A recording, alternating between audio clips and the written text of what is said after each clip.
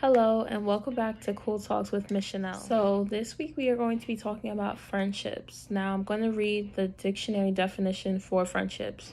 So it says the emotion or conduct of friends, the state of being friends, a relationship between friends, a state of mutual trust and support between one another. So that definition is pretty similar to the same one that I have for a definition of friendship: someone who's there for you, someone who supports you, someone who's loving, caring, and also same values and views that you have too. So this week I'm just going to give a few tips on how to keep a healthy relationship with your friends. I know that many of elementary, high school, even middle schoolers have a hard time keeping good friendships with one another because of, boys and people talking about people and drama and bullying.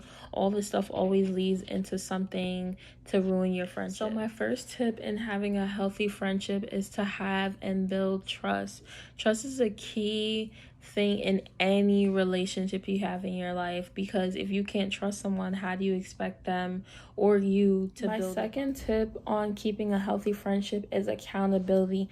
You have to maintain accountability for your actions, meaning that person has to trust your word and you need to apologize for things that you have done. If you and your friend get into a situation where you're arguing and your friend was wrong and they don't take accountability for their actions, then you need to reevaluate that situation and that friendship, because everyone should be able to take accountability for what they have done. My third tip for a healthy friendship is communication.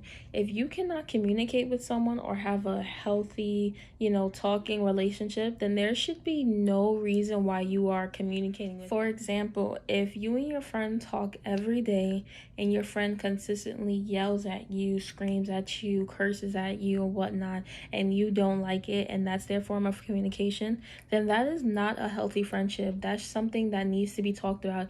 Either you talk about it with your friend and say this is not what you like, or this is not something that you want to deal with, or you just completely end the friendship, because no friend should ever talk to anyone like that. My fourth tip for healthy friendship is just to keep space between you guys. Like, give them space because you need space.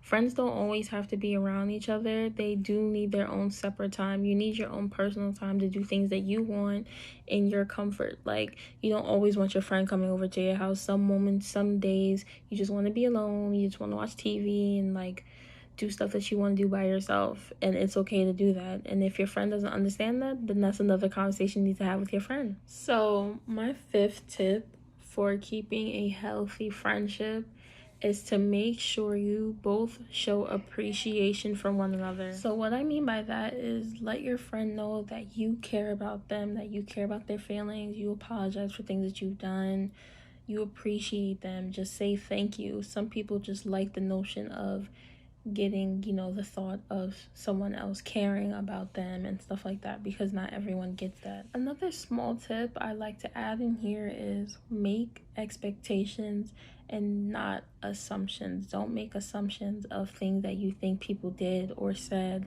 or whatnot. If you think your friend did something, then you need to talk to your friend directly about it. Don't go around it saying, oh, I heard this from this person. No. You directly ask your friend. You have expectations for your friend and you hold that high, just like how they have expectations for you.